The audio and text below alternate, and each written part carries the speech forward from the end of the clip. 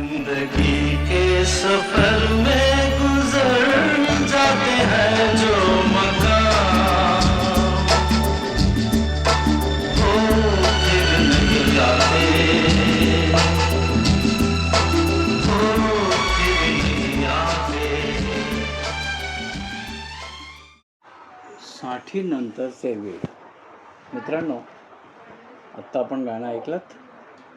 जिंदगी के सफ़र में गुजर जाते हैं जो मुकाम, वो फिर नहीं आते, वो फिर नहीं आते.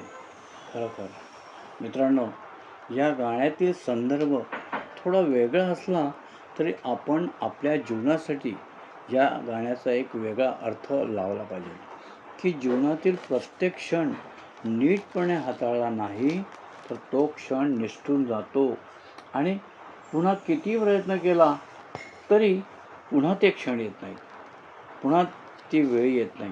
म्हणूनच जे काही करायचे आहे ते आत्ता आणि आत्ताच केले पाहिजे. माझ्या सर्व जुन्या व नव्या मित्रांनो, माझे हे नवीन यूट्यूब चॅनल 60 नंतरचे वेड ह्या नावाने मी सुरू करीत आहे. या चॅनलला नाव जरी 60 नंतरचे वेड असे असले तरी आता हा पहिला व्हिडिओ मी जो करतो आहे तो माझ्या मित्रांसाठी करीत आहे की जे आत्ता 50शीत आहेत किंवा निवृत्तीच्या अगदी जवळ पोचले आहेत.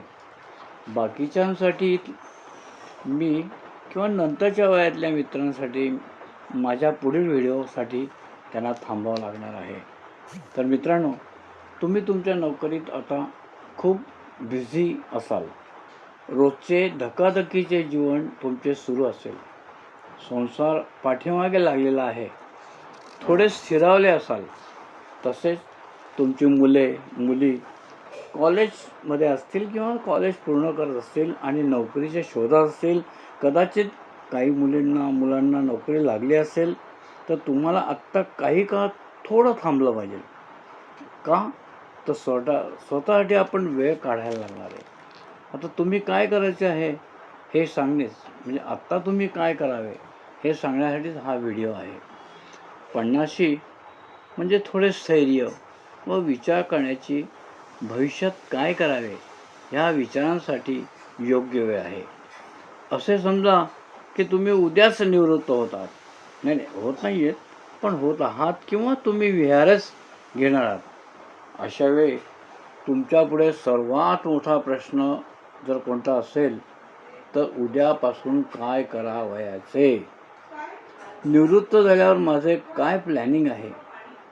कदाचित माझ्या आर्थिक स्तराचा मी व्यवस्थित प्लॅन केला असेल, भविष्यात कुटुंबाला आर्थिक परिस्थितीला तोंड देता यावे किंवा किमान मुले त्यांची व्यवस्था लावतील पण आपण दोघांचे काय करायचे किंवा व्यवस्थित सुरू राहावे यासाठी योग्य ती आर्थिक तरतूद किंवा गुंतवणूक आपण केली असेल तर छानच आहे.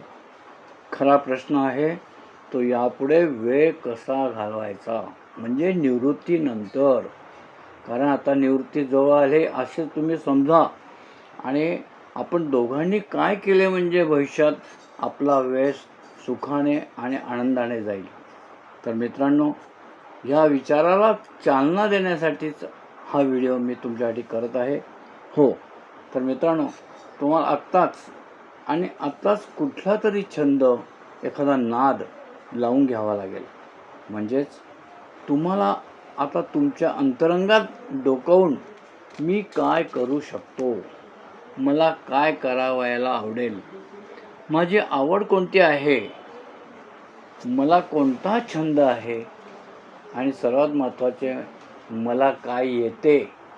आत्ता या क्षणी मी काय करू शकतो, मला काय येतं, मी कोणते वाद्य वाजवू शकतो, मला कोणती गोष्ट येते, मला गाणं येते का, मला चित्रांची आवड आहे, लहानपणी चित्र काढण्याचा छंद होता मला, मी लहानपणी छान चित्र काढायचो परंतु मधल्या काळात नोकरीसाठी मला तो छंद जोपासता आला नाही, मी तो जोपासू शकलो नाही. तर मग आता चित्र काढली, पेंटिंग केलं तर खूप मजा येईल, नक्कीच मजा येईल मित्रांनो. कारण पुढे संपूर्ण वेळ हा फक्त तुमच्यासाठी आहे. मग तो कसा घालवायचा, काय करायचं हे तुम्हाला आत्ताच त्याचं प्लॅनिंग केलं पाहिजे. मग त्या प्लॅनिंगमध्ये सहलीला जाणे, मित्रांबरोबर एकत्र गप्पा मारण्यासाठी जे काही आपल्याला हवं ते त्या गोष्टींची तरतूद करणे, ह्या सगळ्या गोष्टी तुम्हाला आत्ताच या क्षणी केल्या पाहिजे. याचं प्लॅनिंग बघा, आयुष्यामध्ये प्लॅनिंगला सगळ्यात महत्त्व आहे आणि हे प्लॅनिंग करणं म्हणजेच भविष्य घडवणं आहे आणि ते आपल्या हातात आहे. ते आत्ता तुम्ही करू शकता. या बाबतीतलं योग्य ते मार्गदर्शन मी नक्कीच तुम्हाला करेल.